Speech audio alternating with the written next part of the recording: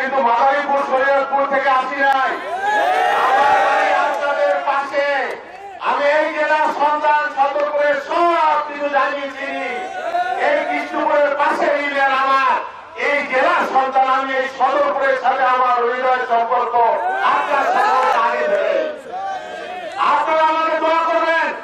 আমি রাজনীতি করে ৩১ বছরে ৩১ বছরের জীবনে অনেক চড়াই উত্তরায় পেরিয়ে একটা সাধারণ গৃহস্থ পরিবার থেকে ঢাকা বিশ্ববিদ্যালয়ের আনন্দ কলেজে পড়াশোনা করে ছাত্র দল করে করে কঠোর পরিশ্রমের মাধ্যমে জীবনের ঝুঁকি নিয়ে আজকে এই পর্যায়ে এসেছি।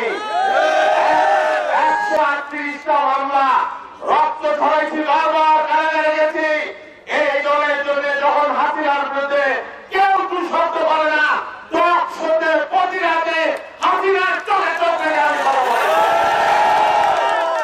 আমি শুধু একটি কথা বলবো, এখানে বানরের নাচ খেলাইতে আসি নাই, রাজনীতি করতে আসছি। সদরপুর জন্মদূষণ ভাঙ্গার মানুষের পাশে আমি কমিটমেন্ট করলাম, আমার শেষ রক্তবিন্দু নিয়ে আমি থাকবো।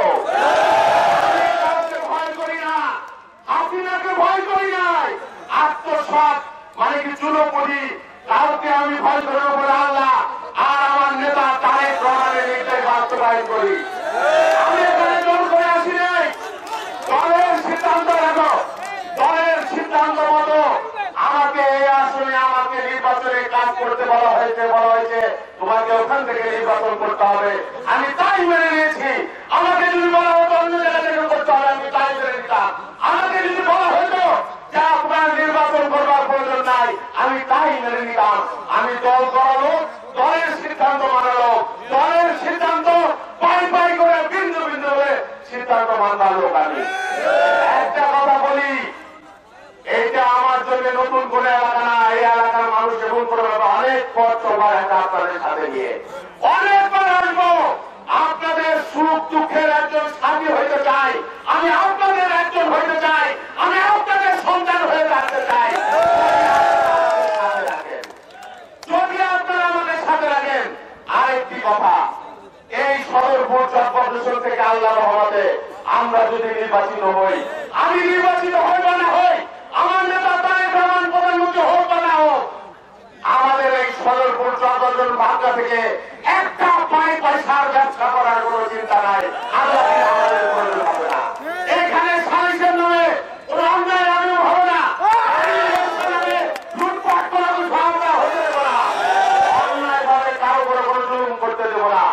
আমার সাথে যারা রাজনীতি করতে এসেছেন তারা আমার কাছে নিরাপদ। যারা আমার দল করেন এখন আমার সাথে আসেন নাই, তারাও আমার কাছে নিরাপদ। অন্য দল করেন, মনে রাখবেন অকারণে আপনার উপরও আমরা কোন দলের কারণে কারো উপর আমরা অত্যাচার অন্যায় করবো না। এটা আমাকে যারা ছিলেন তারা আমার সম্পর্কে জানেন, অনেকেই আমাকে ছিলেন। সেই জন্য রাজনীতির নামে দুর্বৃত্তায়ন, রাজনীতির নামে লুণ্ঠন, রাজনীতির নামে অন্যায় অত্যাচার, এইগুলো আমরা কোনদিন করি নাই, আমরা কোনদিন করি নাই।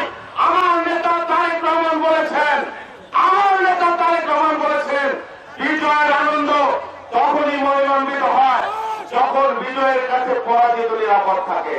সেই জন্য আমরা বলি আমরা কারো উপর কোনো অন্যায় অত্যাচার আমরা করতে দেবো না।